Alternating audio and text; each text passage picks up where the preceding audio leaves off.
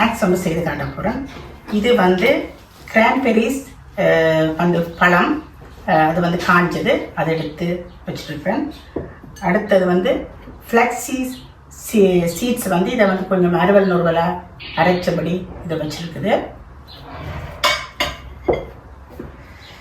இது வந்து Ryzen check காஞ்சது வந்து இது, அதை வந்து நான் எடுத்து வச்சுருக்கேன்.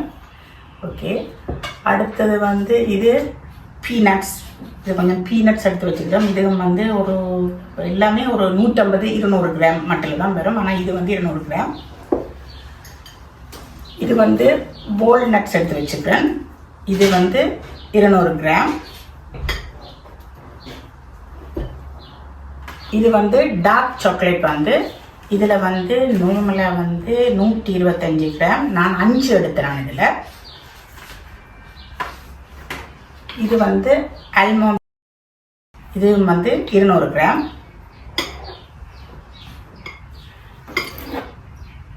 இது வந்து பம்கின் கொஞ்சம் 200 கிராம், இதுவும் எடுத்து வச்சுருக்கேன். சீட்ஸ் இது வந்து இது வந்து சன்ஃப்ளவர் சீட்ஸ், இதுவும் வந்து 200 கிராம் எடுத்து வச்சுருக்கேன்.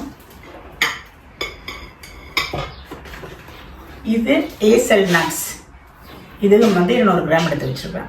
இது எல்லாத்தையும் நாங்கள் இப்போ ஒரு கொஞ்சம் மரவல் நுறுவலாக பொடியாக செஞ்சு, இதில் நான் வந்து எந்த விதமான சீனியும் சேர்க்கையில், டார்க் சாக்லேட் 85%, அதை விட இந்த ஃப்ரூட்ஸ், இது காஞ்ச இந்த ஃப்ரூட்ஸுகளும் மற்றும் இந்த நட்ஸுகளும் சேர்த்து தான் அரைச்சிட்டு நான் உங்களுக்கு செய்கிற முறையை காட்டுறேன். இது இப்போ அரைச்சிட்டு வர போகிறேன். நான் இப்போ இதை அரைக்கிறத உங்களுக்கு காட்ட போகிறேன். இது போட்டு இதெல்லாம் போட்டு அரைக்க போகிறேன்.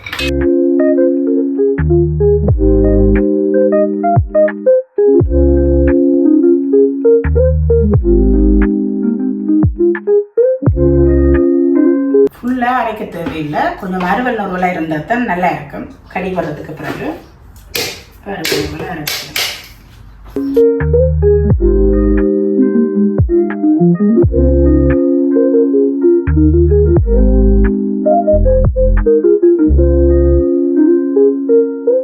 இப்போ நான் ஃப்ளெக்ஸ் சீட்ஸை வந்து நான் வந்து அரைச்சி வச்சிருக்கிறபடியாக நான் அரைக்கையில் அதை வந்து நான் இதுக்குள்ளே சேர்க்கிறேன். அதை இது வடிவாக எல்லாத்தையும் நல்ல வடிவாக மிக்ஸ் பண்ணிட்டு,